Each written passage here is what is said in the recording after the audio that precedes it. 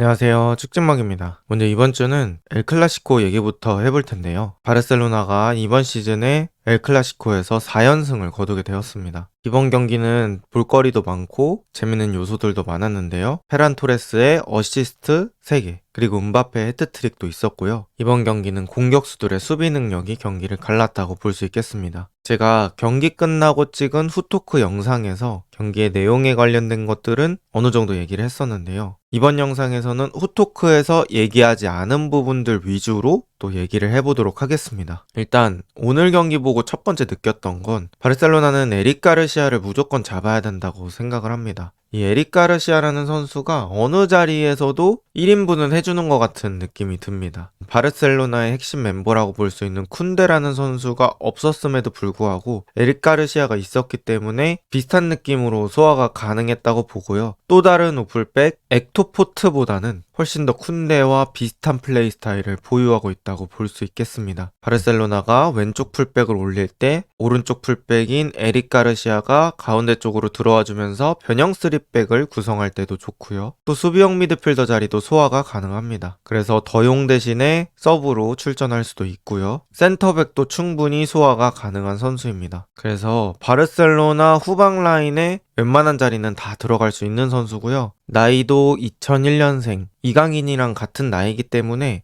아직도 축구 선수로서 뛸 수 있는 기간이 한참 남았고요. 지금 왼쪽의 장면이 2대0으로 지고 있을 때 에릭 가르시아가 추격골을 넣은 장면입니다. 꼭 이 장면 때문만이 아니라 평소에도 이 에릭 가르시아의 소중함을 느낄 수 있습니다. 그 다음은 다시 한번 느껴졌던 전방 압박 차이입니다. 역시나 이 바르셀로나는 한지 플릭이 오고 나서부터 전방 압박이 정말 좋아졌다고 볼 수 있어요. 그래서 측면 쪽으로 몰아세운 다음에 조직적인 압박을 수행하고요. 이런 것들을 봤을 때는 확실히 현대적인 요소가 가미가 되어 있는 게 플릭볼이다. 이렇게 볼 수 있을 것 같아요. 전방 압박, 역압박 이런 것들을 바르셀로나가 가지고 있는 패스 축구라는 것 위에 입혀놓은 플릭입니다. 그리고 결국엔 압박을 끝까지 수행해서 롱킥을 유도하고 위쪽에서 소유권을 가져가는 그런 상황이 됩니다. 결국에 바르셀로나가 패스 축구를 하기 위해서는 일단 공을 많이 잡고 있어야 하잖아요. 그런 패스 축구를 위한 재료 내지는 양념이라고 볼 수 있고 전방 압박들이 잘 구성이 되어 있다 라고 느껴집니다. 그리고 바르셀로나의 멘탈적인 부분들도 충분히 얘기를 해볼 만한데요. 0대2에서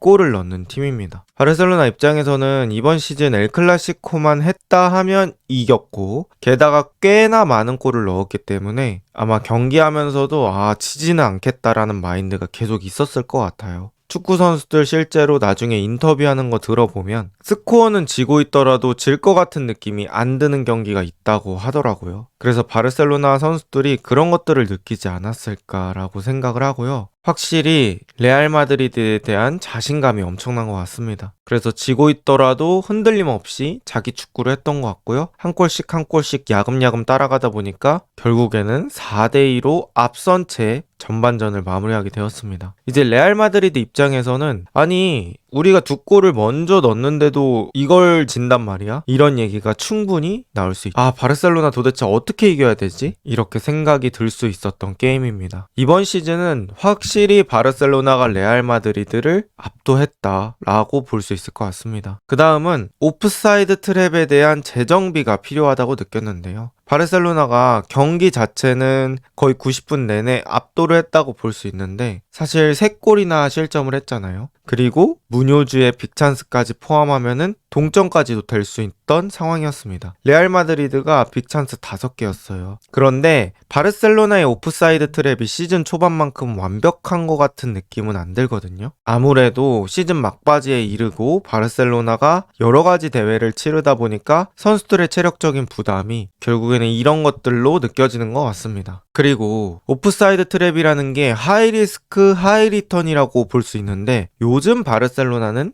리턴보다는 리스크가 조금 더 큰 느낌이 들고요. 이번에는 음바페한테 해트트릭을 허용했지만 예전 경기에서는 이글레시아스한테 해트트릭을 허용한 적도 있잖아요. 그런 것들을 봤을 때는 경기 다 잘하고 이거 한 2-3번 뚫려서 경기를 망치는 일도 앞으로 충분히 일어날 수 있다. 그래서 이 오프사이드 트랩에 대한 재정비 내지는 생각이 좀 필요할 것 같다라고 느꼈습니다. 그리고 하피냐 얘기 안 할 수 없겠죠. 이번 경기에서 2골을 터뜨렸는데 이 하피냐가 보면 되게 결승골의 비율이 많은 것 같아요. 이 클러치 능력, 그러니까 중요한 상황에서 경기를 완전히 바꿔버리는 그런 능력이 좋습니다. 그리고 하피냐가 터트렸던 이 3대2 역전을 만드는 골이 쉬워 보이지만 난이도가 그렇게 낮은 득점은 아닙니다. 골키퍼가 조금이라도 앞쪽으로 튀어나왔을 때는 각도가 공격수에게 많이 제한이 되기 때문에 우리가 화면으로 보는 것보다는 쉽지 않고요. 또 골키퍼를 피해서 차려다가 그냥 바깥으로 차버리는 경우도 많습니다. 그래서 쿠르투아가 닿지 않는 그런 각도로 참과 동시에 구석으로 꽂아야 하는데 결코 쉬운 골은 아니죠. 하지만 하피냐는 뜨지 않게 잘 눌러서 반대쪽을 공략했고요.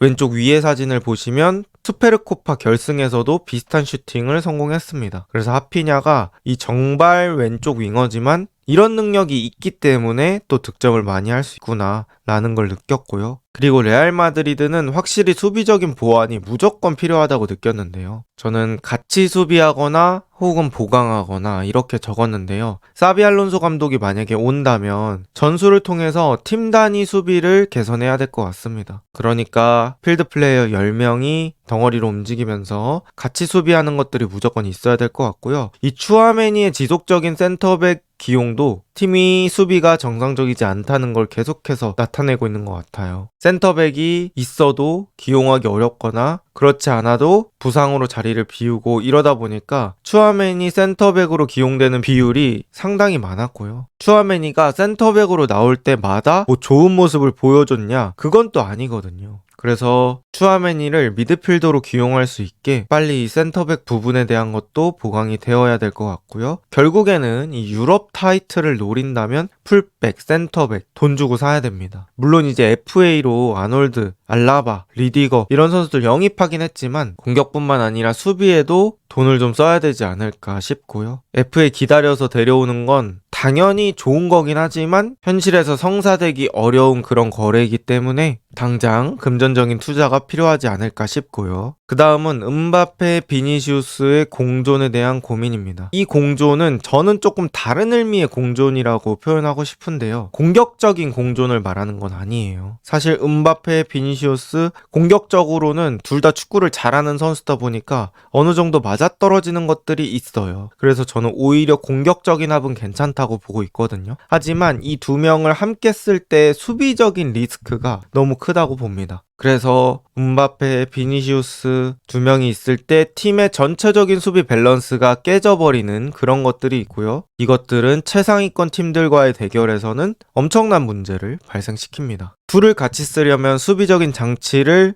잘 구성을 하든지 그렇지 않을 경우에는 활용하는 걸 다시 생각해 봐야 될 것 같고요. 동선도 좀 정리를 해야 될 것 같은 게 음바페 세 번째 골 득점 장면에서도 비니시우스 음바페가 겹치다가 비니시우스가 그 공 가져가고 음바페가 돌아뛰면서 득점을 하게 됐거든요. 그래서 이 동선이 겹치는 문제도 장기적으로는 해결해야 된다 이렇게 볼 수 있습니다. 23-24 시즌에는 토니 크로스라는 선수가 경기를 많이 조율해줘서 수비적인 부담이 좀 줄어들었죠. 왜냐하면 공을 조금 더 오래 소유할 수 있으니까요. 그리고 비니시우스, 호드리고 이렇게 공격수가 두 명인 형태로 게임을 했기 때문에 수비적인 위험성이 조금 덜 노출이 됐던 것 같습니다. 그런데 지금부터는 상황이 다르기 때문에 고민을 좀 해봐야 되는 레알 마드리드고요. 이 경기로 인해서 거의 바르셀로나의 우승이 확정되지 않았나 싶습니다. 남은 경기 3경기고요. 바르셀로나 82점, 레알 마드리드 75점입니다. 3경기 남은 상태에서 승점이 7점 차고 바르셀로나에게 필요한 승점은 2점이라고 볼 수 있어요. 만약에 바르셀로나가 2점을 따면 84점이 되고요.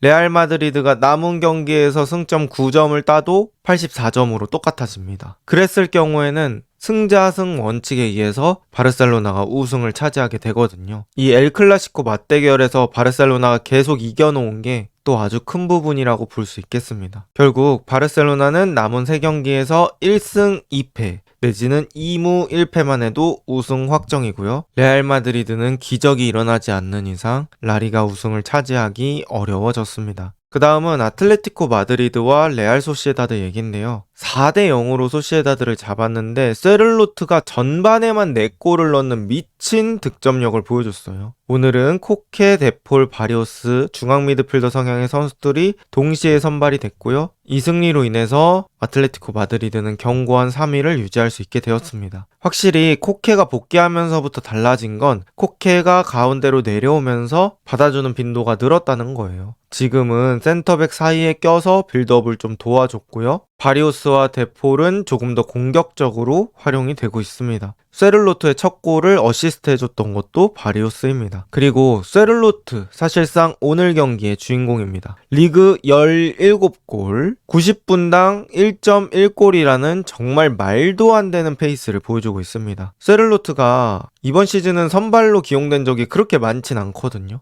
그럼에도 리그 17골을 뽑았다는 건 이 선수의 집중력이 얼마나 좋은지 알 수 있는 상황이고요. 세를로트가 전반에만 4골을 만들면서 경기를 사실상 종료시켰다고 볼 수 있어요. 그 이후에 후반전은 조금은 동기부여가 떨어진 채로 경기를 했던 소시에다드거든요. 그리고 이 세를로트의 특징적인 부분을 말씀드리면 키가 큰데도 그렇게 느린 편은 아닙니다. 그래서 국가대표에서는 홀란드랑 같이 뛸 때 홀란드가 스트라이커 자리를 보면 세를로트가 오른쪽 윙어처럼 뛸 때가 있거든요. 그 정도로 느린 편은 아닌데 또 이 선수가 공을 잡고 드리블 한다기보다는 일단 주고 뜁니다. 그러다 보니까 잡고 뛸 때보다는 속도가 더 나올 수 있고 기동력이 더 올라가는 효과를 볼 수 있더라고요. 그래서 확실히 자신의 몸의 장단점을 알고 있다라고 느낄 수 있고 이 득점의 비결은 깔끔한 마무리 능력이라고 볼 수 있겠죠. 특히 논스톱 슈팅이 되게 좋다고 느꼈어요. 잡지 않고 때리는 슈팅이 매우 정확해서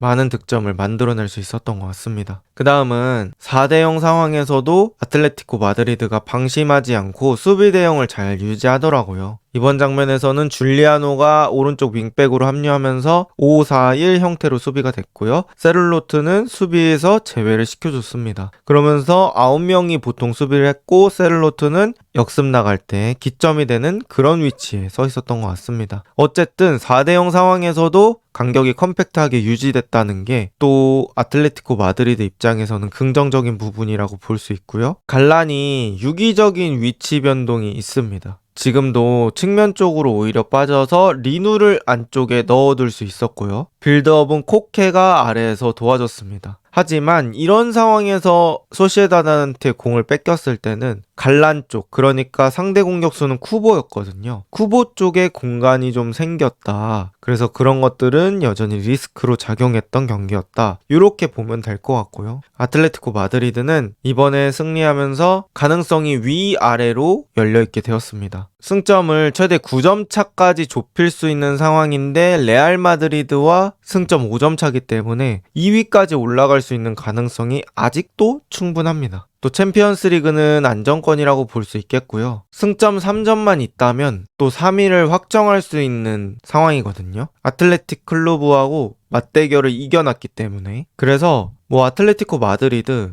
아직까지는 열심히 해볼 동기부여가 남아있다 라고 보면 될 것 같습니다. 자, 이렇게 엘클라시코가 펼쳐졌던 주간 라리가 35라운드 마무리해봤고요. 과연 바르셀로나는 다음 경기에 이기면서 우승을 확정 지을 수 있을까요? 이번 영상은 여기까지입니다. 좋은 하루 보내세요.